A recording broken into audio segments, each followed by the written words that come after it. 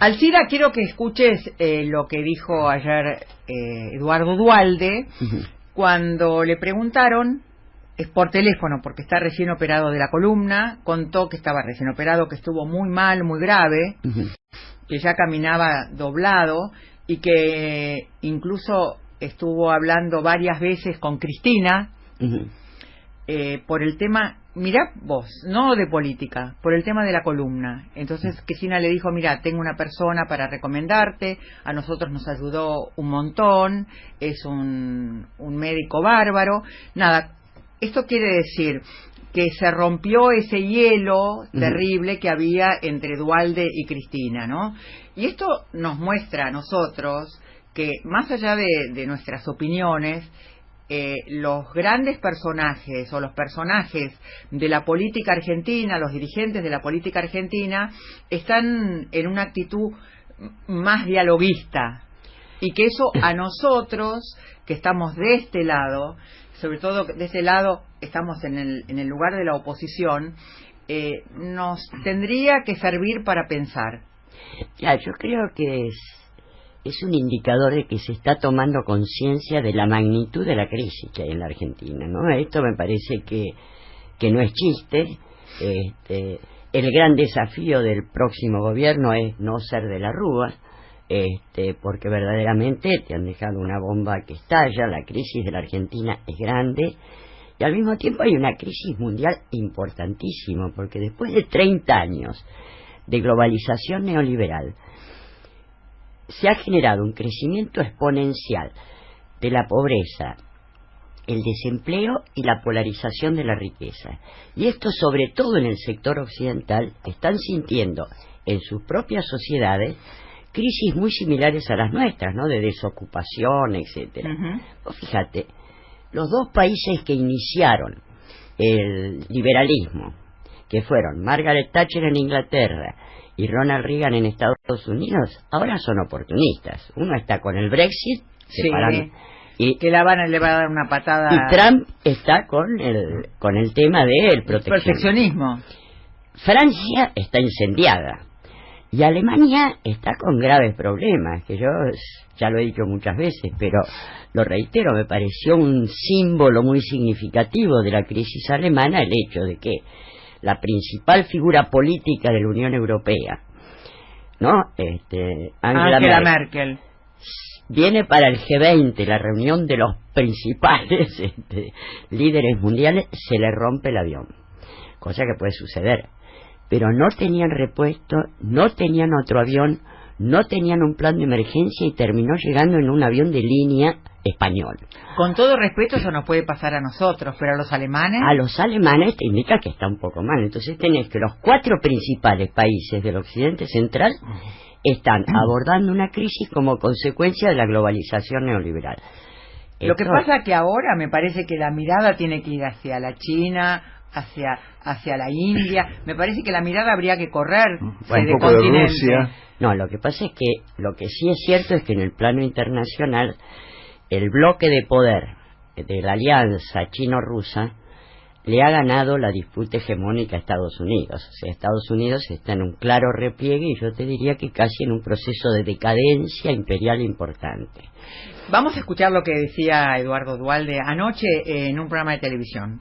Yo vengo insistiendo de hace más de 30 años que es muy antiguo, es muy, pero muy antiguo pensar que se puede gobernar desde un partido. Yo no puedo creer que se sigan creyendo que se puede gobernar desde un partido.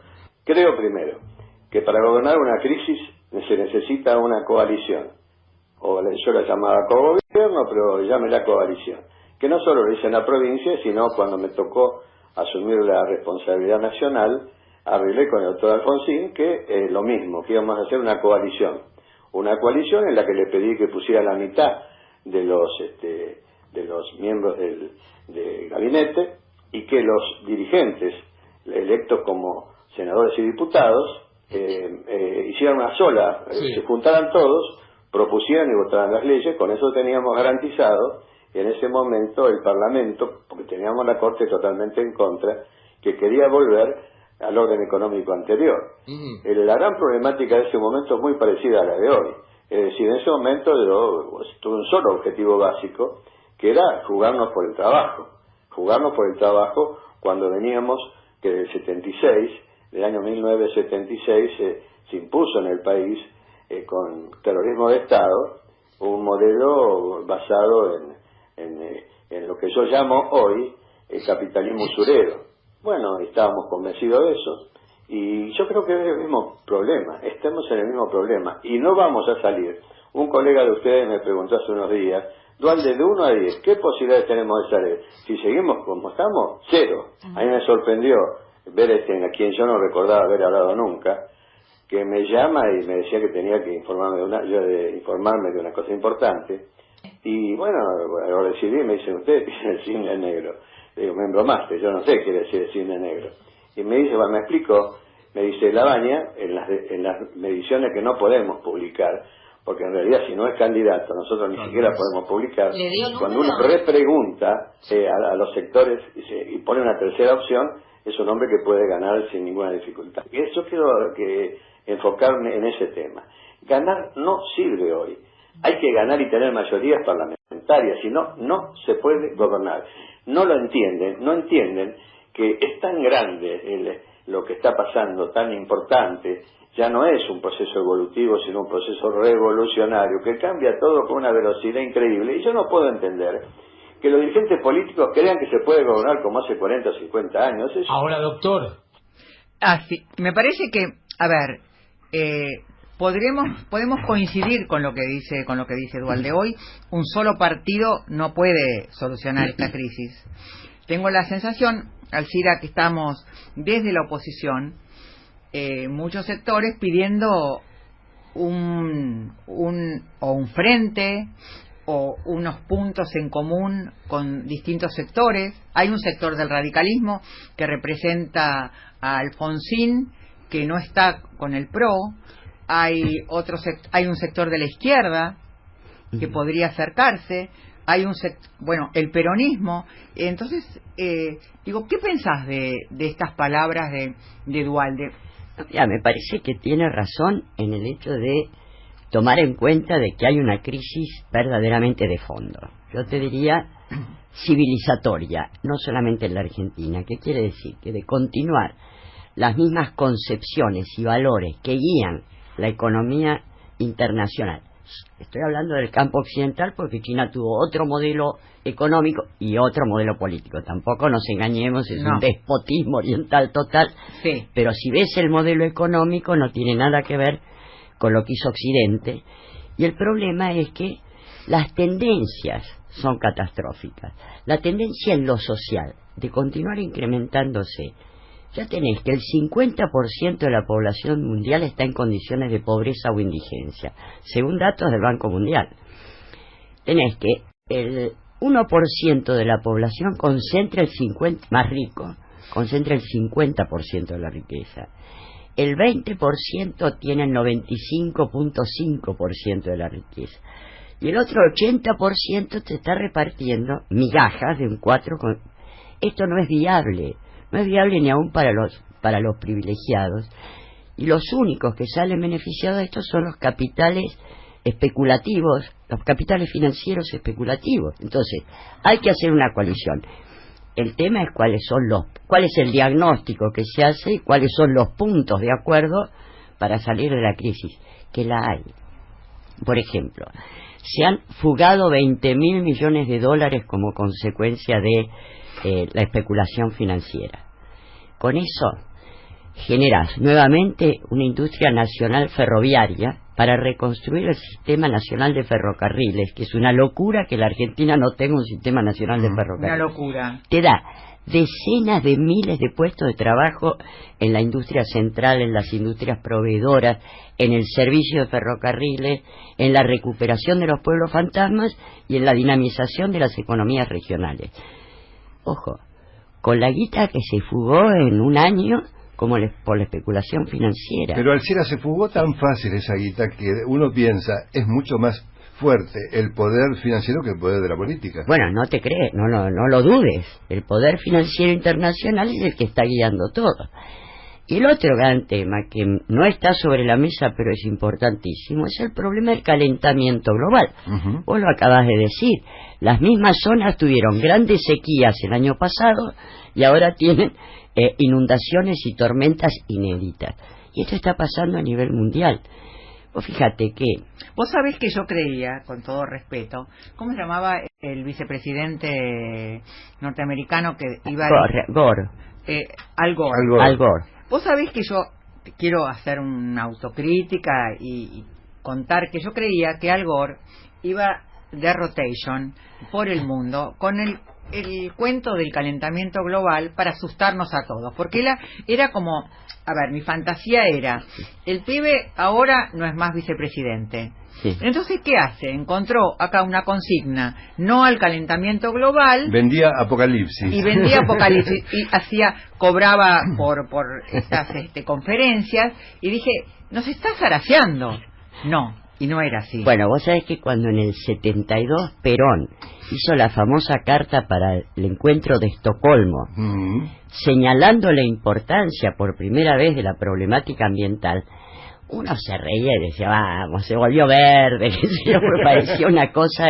Claro, está viejo. Y se enganchó en una moda. En la moda verde. Ahora, Stephen Hawking, el astrofísico, maltrecho, que es fue una de las mentes mundiales, antes de morir en marzo, advirtió que si antes de 2 décadas no se revierten las causas del calentamiento, y el calentamiento, cuyas causas principales son los combustibles fósiles, es decir, petróleo, gas y carbón, y la deforestación. Si en 20 años no se revierte esto, la Tierra puede entrar en un proceso de aceleración irreversible del calentamiento, llegando a 200 grados centígrados, con lo cual se acabó la vida en el planeta. No vamos a estar, por suerte. Bueno, no sé. No seas pesimista. Si se estira un poquito y somos muy viejitos, puede ser. Pero el otro tema es que esto lo acaba de reafirmar Naciones Unidas. El plantel de investigación del cambio climático sigue advirtiendo lo mismo. Entonces tenés que hay como de esas, por ejemplo, el tren es lo mejor que se puede hacer para reemplazar, porque es una locura que tengas el 90 y pico % del transporte de personas y de mercancías a través de automotrices. Pero vos sabés que eso, yo tengo la sensación, tengo la idea de que hace un montón de tiempo las empresas, no solamente las empresas de automóviles y de camiones, sino las empresas de neumáticos, hicieron en este país un lobby, nombre, apellido, tengo todo para darte, en algún momento hicieron un lobby tan grande para que todo se transportara por camiones y por rutas, porque así vendían neumáticos, con los nombres de los neumáticos que todavía siguen vigentes y están en marcha, te das cuenta el lobby infernal que hicieron. Y yo creo que fue en la época de Frondizi donde fue el mayor lobby en contra de los trenes y a favor de los autos y de los camiones. Exacto, el plan Larkin, que se culminó con Menem y la privatización de los ferrocarriles y la liquidación. Pero Argentina también liquidó la flota mercante y fluvial. Es decir, somos un país exportador que no tiene flota mercante y fluvial. Con lo que se paga, que son 5.000 millones de dólares anuales en flete, con eso recomponés casi el 50% de la flota. ¿Pero qué están haciendo? Tratando de liquidar Astilleros Río Santiago. Es una irracionalidad absoluta. Porque nosotros con Felipe Solá acá, él decía, a ver, que marquemos 10 puntos que habría que poner, ¿no? Para ponerse de acuerdo, porque no vas a hacer un acuerdo o una coalición sobre la nada. Habría que poner 5 o 6 puntos que son las prioridades y que estén todos de acuerdo. Vale, yo te digo los que creo. Primero, nacionalización del sistema financiero y control de la especulación financiera y la fuga de capitales. ¿Esto quiere decir eliminamos los bancos extranjeros? No. No, vos haces una forma de control. A cargo del Estado el control. Claro, por supuesto, a cargo del Estado un control, pero no podés seguir permitiendo que te aparezcan cualquiera, como el señor Luis Caputo, que fíjate, el Financial Times no es sospechado de ser revolucionario. De izquierda. Hace una encuesta en el año 2017 a nivel mundial, preguntando a sus lectores, que tampoco son demasiado revolucionarios, cuál fue la operación financiera más delirante del mundo en ese año. El 70% votó que era el bono a 100 años al 8% anual tomado por Caputo. Pensá que en ese momento la tasa de interés en Estados Unidos era el 1%.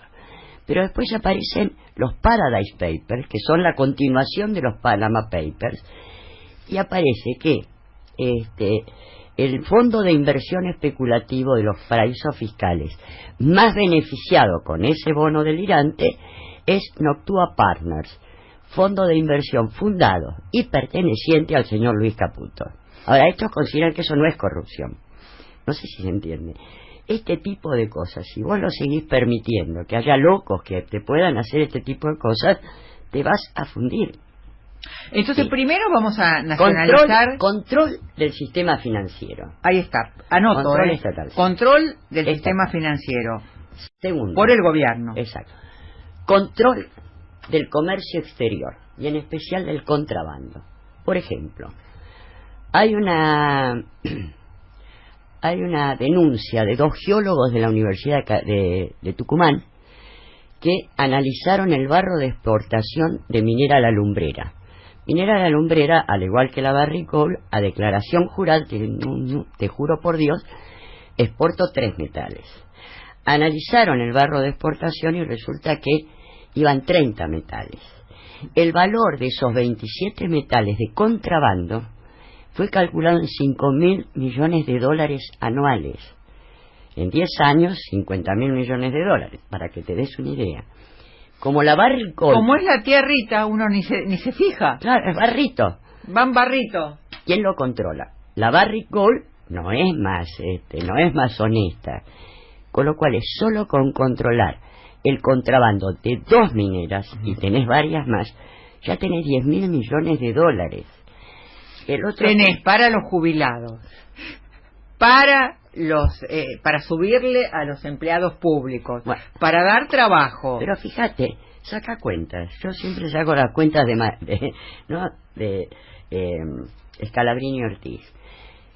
El año pasado, en función de la necesidad del ajuste, se le sacó a los viejitos jubilados, a los niños pobres a través de la asignación universal por hijo, y a los discapacitados, o sea, a los sectores más vulnerables y débiles de la sociedad, $70.000 millones porque había que equilibrar el déficit.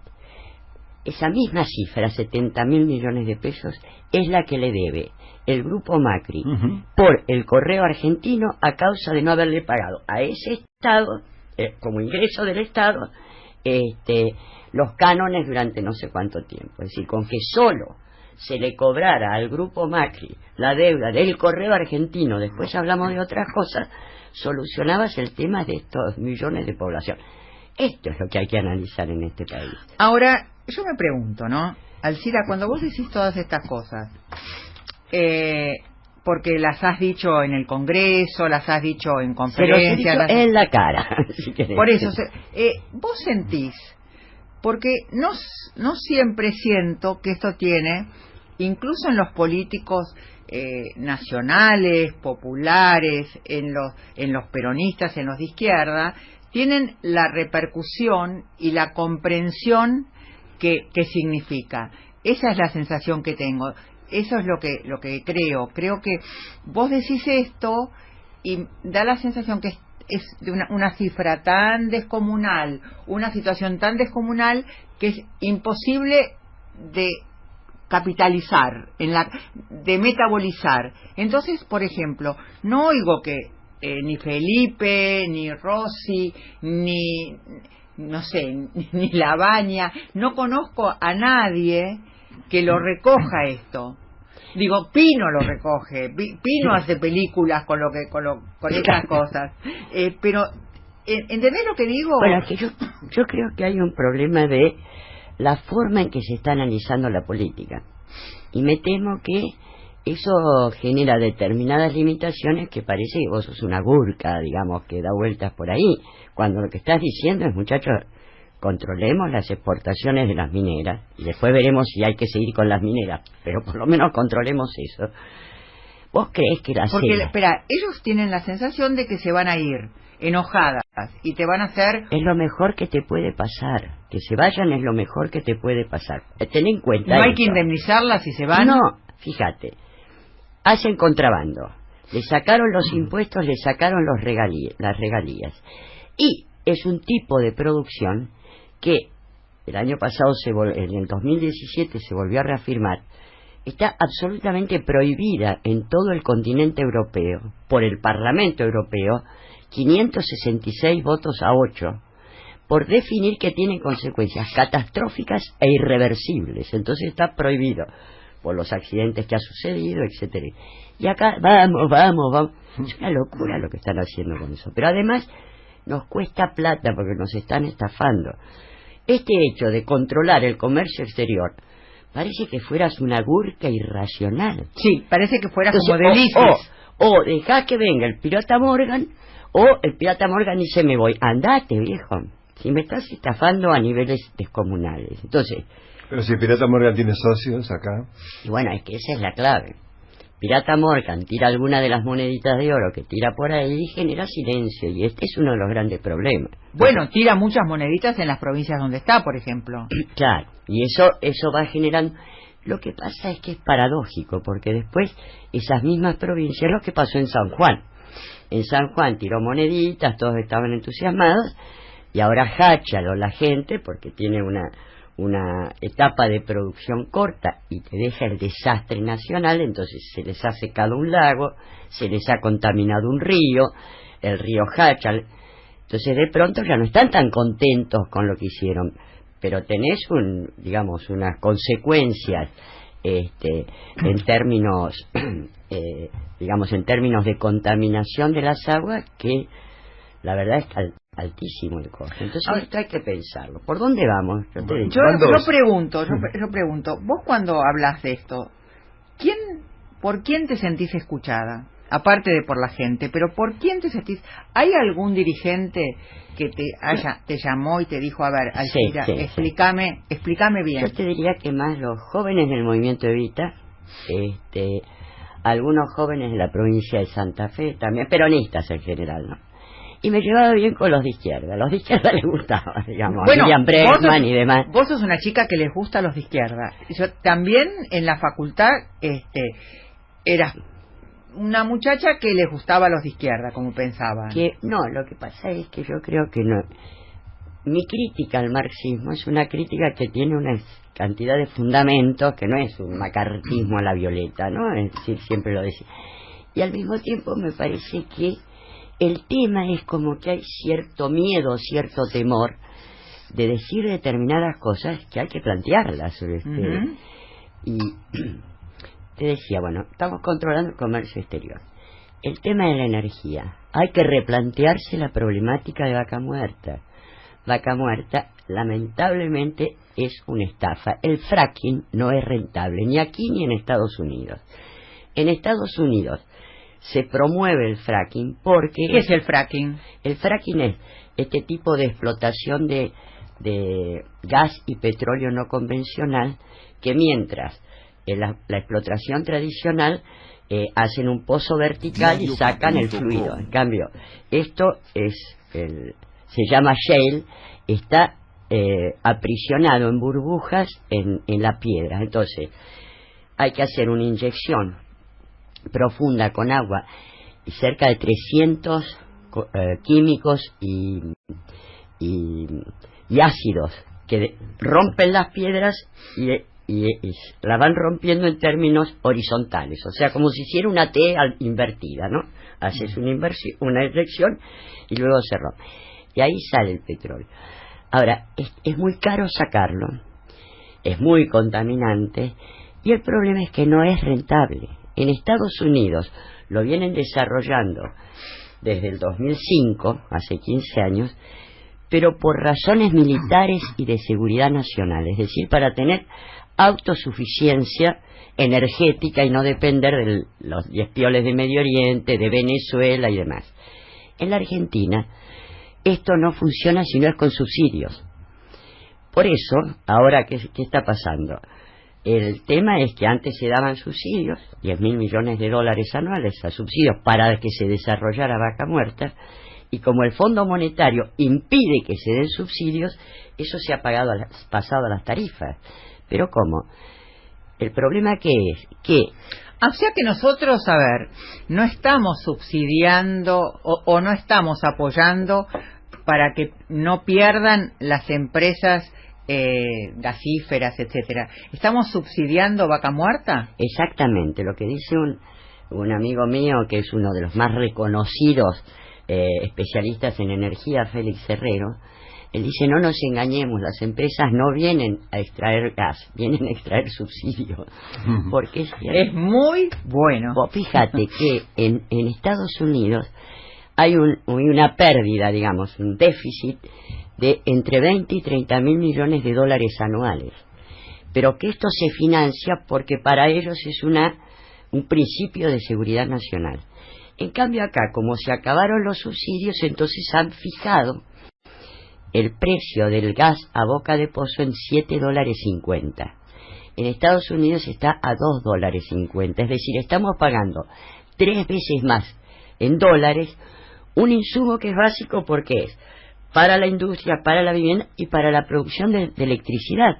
La electricidad tiene 2 fuentes principales: las represas hidroeléctricas y las usinas termoeléctricas que se alimentan a gas. Entonces, esto es la clave de la inflación en la Argentina: el triple en dólares de un insumo básico que te condiciona el conjunto de la economía.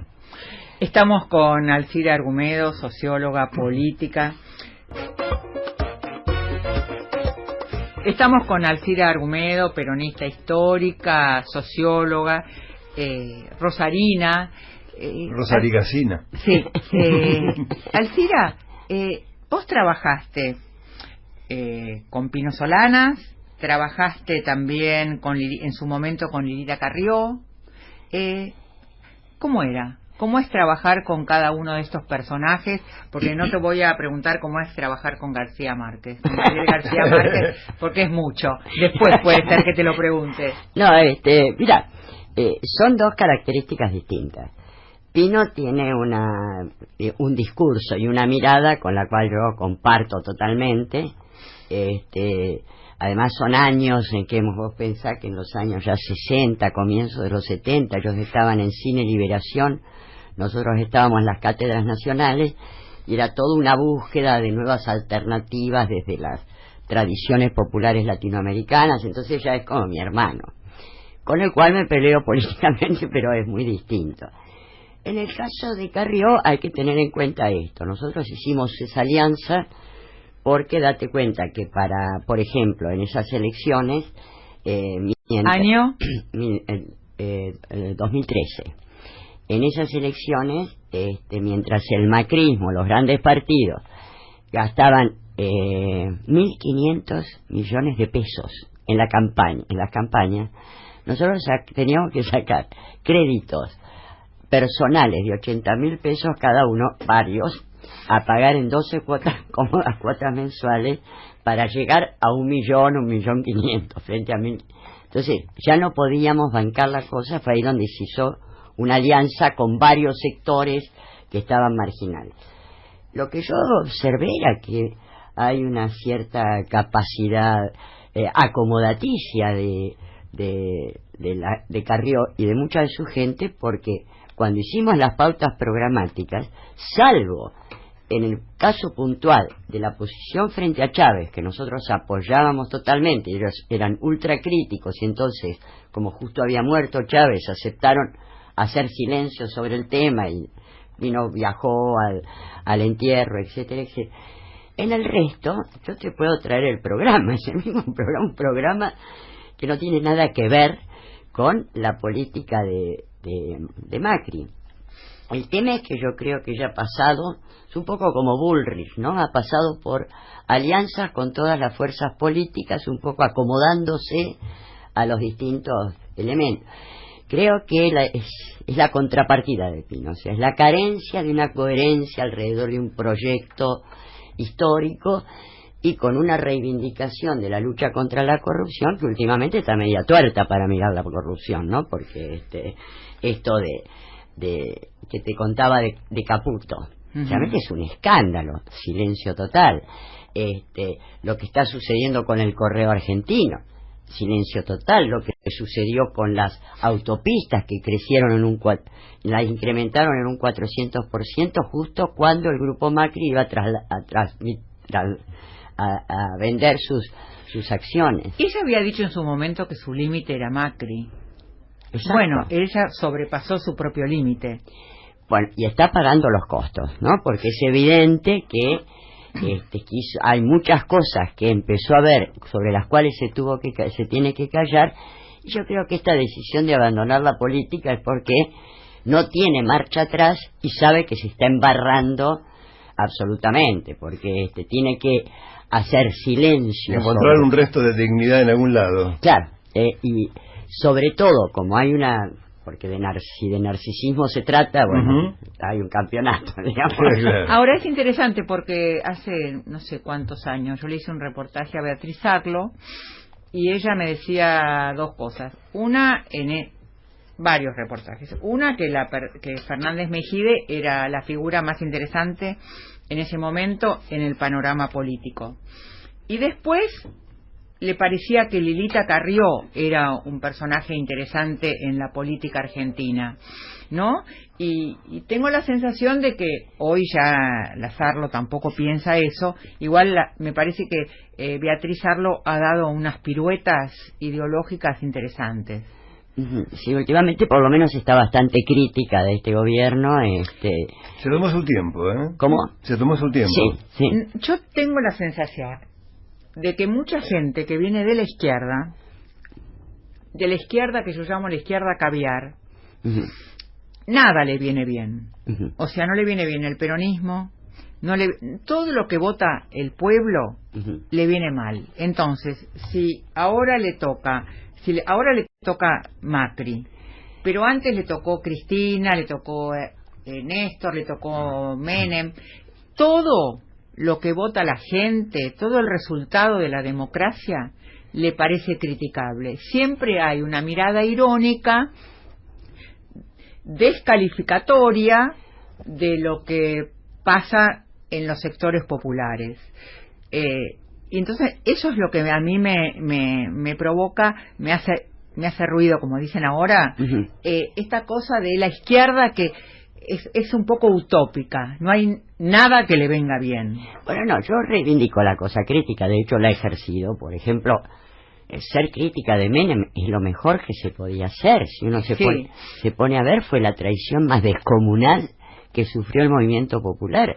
Vos pensás que cantando la marcha peronista se entregó el polo industrial ferroviario, el PLOS, y se destruyó los teléfonos, el polo industrial aeronáutico, el polo industrial naviero, fabricaciones militares, se vendió YPF. La verdad que me parece bien. En el caso del kirchnerismo, yo fui crítica del kirchnerismo. Lo que yo le critico a ellos es que a veces había una cerrazón muy grande, por la cual la contradicción era tan fuerte que cualquier crítica externa era de derecha y cualquier crítica interna era o una traición o una quinta columna. Y esto generó distorsiones. Te digo que esto lo he charlado con Máximo Kirchner, o sea, no tengo ningún problema.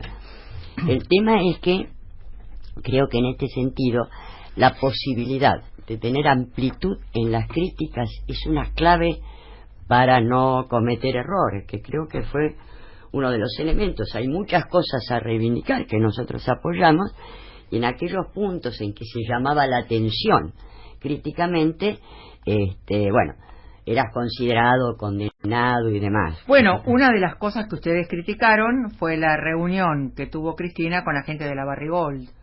Bueno, es que era la minería a cielo abierto, y la otra, y de alguna manera la visión acrítica alrededor de la problemática petrolera, ¿no? Uh-huh. Que esos son dos cosas que no se hablaron y se dijeron, y estábamos, la verdad que yo creo que fueron dos puntos lamentablemente dos errores bastante importantes en ese sentido, ¿no? Ahora, Alcira, también es cierto que en algún momento Pino y vos y todo un sector del peronismo estaba fuera de la estructura peronista. En general estaban más cómodos fuera de la estructura peronista. Se movían en forma independiente, como no un apéndice, pero en forma, siempre fueron muy críticos del peronismo organizado, del PJ, Lo que pasa es que me parece, nosotros venimos de trabajar en el movimiento peronista, ¿no? Digamos, yo nunca había sido afiliada al PJ, podía votar, ni siquiera creo que tuve demasiadas oportunidades de votar, pero estábamos en una cosa más, te diría, doctrinaria, ideológico, cultural dentro del peronismo. El problema es que yo creo que de alguna manera hubo una desviación, después de la dictadura militar, una desviación que nosotros llamamos pejotista, es decir, sectores del PJ que tienen gran capacidad de acceder al poder y eventualmente sustentarlo. Ahora, ¿para qué? Eso después se ve, porque por nombre y apellido en términos doctrinarios pudieron ser neoliberales en los 90 apoyando a Menem, nacional populares en los 2000 apoyando al kirchnerismo, y la sensación es que si la mano viene trotskista van a ser trotskistas. Entonces esto fue, claro, fue una distorsión muy grande del peronismo, que todavía se ve. Por ejemplo, no tengo exactamente los nombres, pero eran los famosos diputados de los gobernadores, cuando se había que votar la ley previsional, sabían lo que estaban haciendo. ¿Qué pasaba? Necesitaban ellos eran 8 y necesitaban 4 para cumplir con el pacto de dar quórum. Entonces hicieron una ruleta rusa. Entraban 4 y se quedaban sentados y 4 estaban afuera.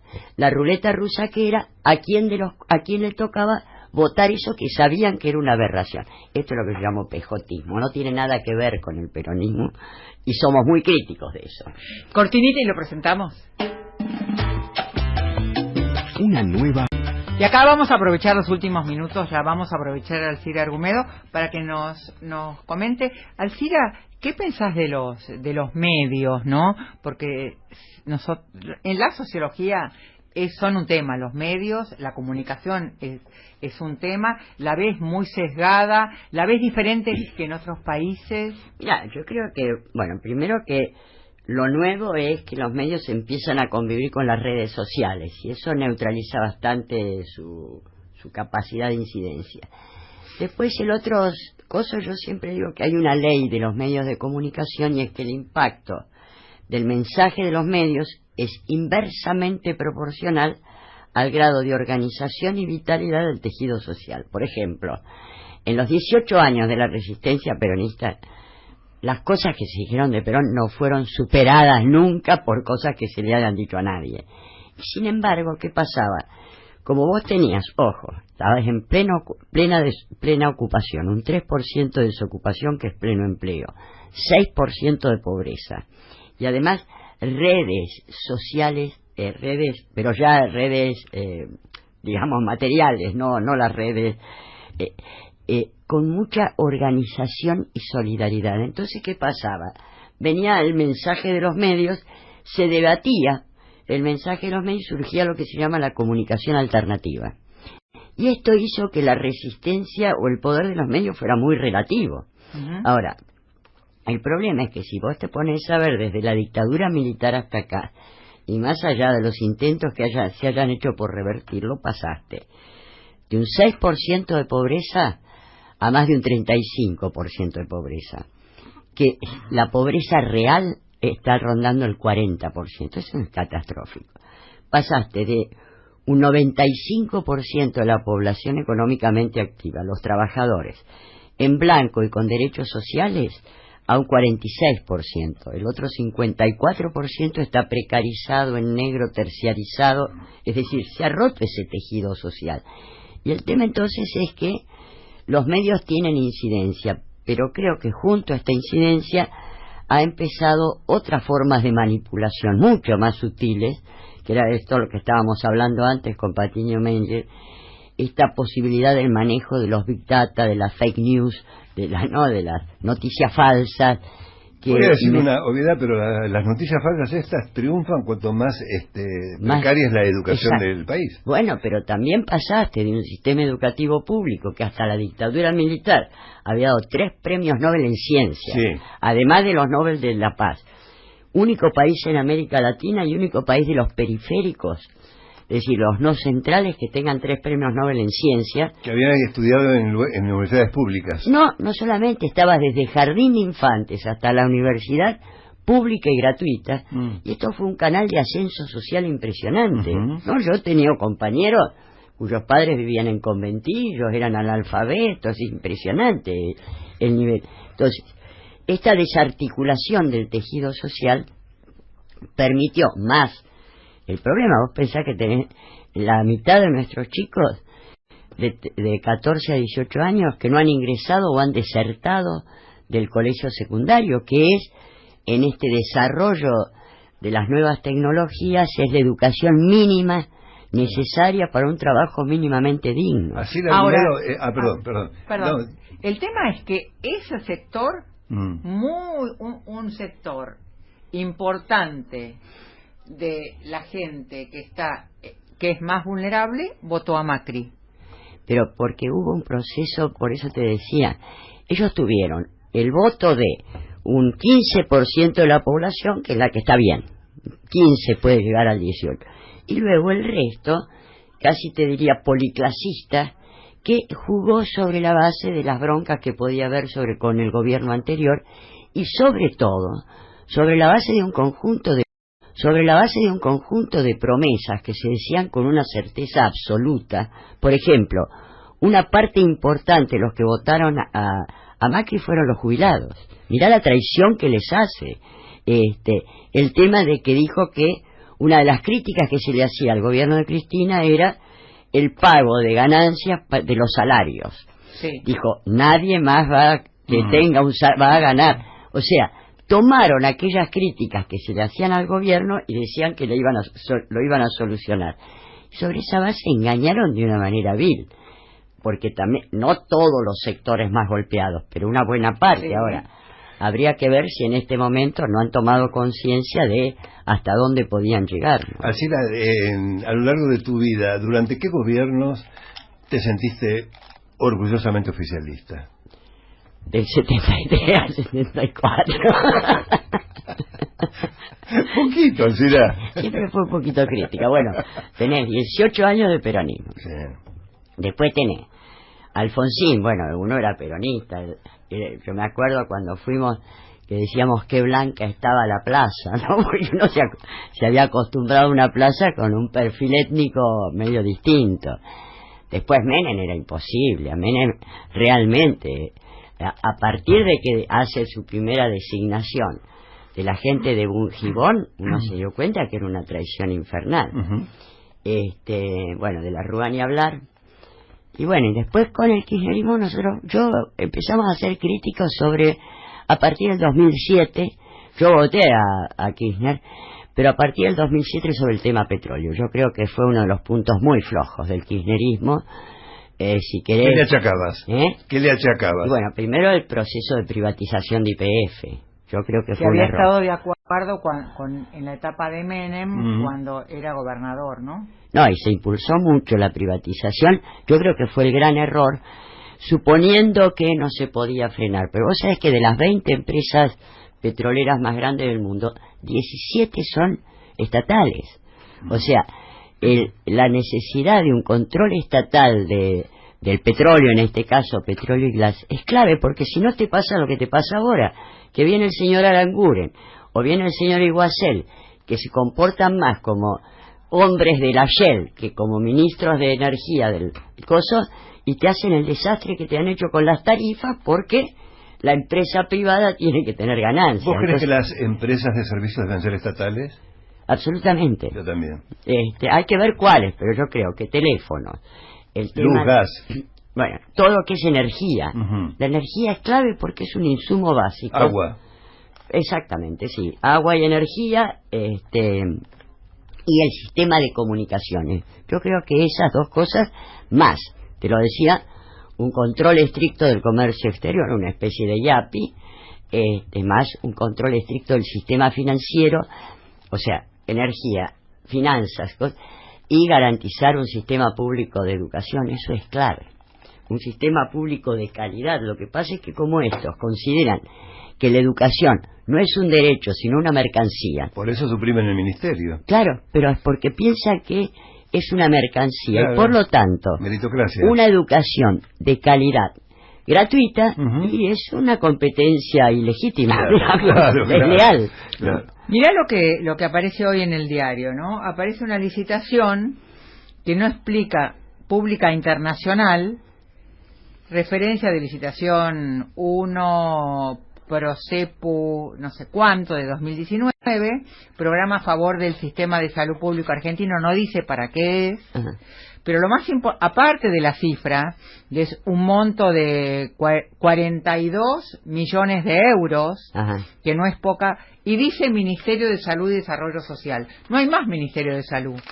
No, Entonces, es una secretaría. es una secretaría y la presidencia de la nación Sí, no sabe que lo convirtió en secretaría y no puede decir para qué son los 42 millones de euros que aparecen en todos los diarios En media página solicitada. para la licitación. No, porque las licitaciones tienen que estar en todos los diarios. Sí. Esto debe haber salido en todos los diarios. Dice Desarrollo Social, Secretaría del Gobierno de Salud, pero lo más importante es que no dice para qué es. No. No, pero ese es uno de los tantos curros de las corporaciones que tienen sus representantes en el gobierno, en todas las áreas, ¿viste? En el área de transporte, entonces, tenés los vuelos low cost, que son un peligro Sí. público, ellos han hecho negocio en todas las áreas. Bueno, ahora sí me voy, los quiero No, mucho. ahora va el informativo en las 7:50. Ajá. Después te quedás porque nos volvemos juntas y escuchás los mensajes de los oyentes. Bueno, está bien.